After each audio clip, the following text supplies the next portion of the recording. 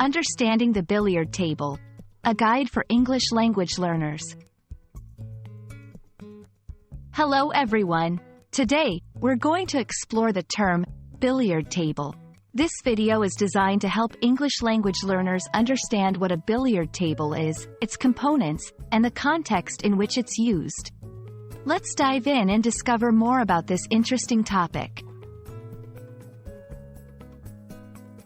A billiard table is a large, rectangular table covered with a smooth, cloth surface, usually green in color. It is used for playing games such as billiards, pool, and snooker. The table has 6 pockets, one at each corner and one in the middle of each long side. Understanding the structure of a billiard table is key to comprehending the games played on it. The billiard table has a rich history dating back several centuries. It started as a lawn game similar to croquet, eventually moving indoors and evolving over time. The billiard table is not just a piece of sports equipment but also a symbol of leisure and social interaction in various cultures.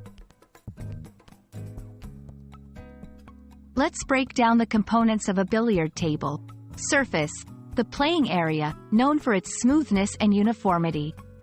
Rails: the raised edges around the table, which players use to aim and rebound the balls. Pockets: the holes where the balls are aimed to be pocketed. Cue ball: the white ball used to strike the other balls. Standard billiard tables come in different sizes, but a common full-size table measures 9 feet by 4.5 feet. There are various games played on a billiard table, each with its own set of rules.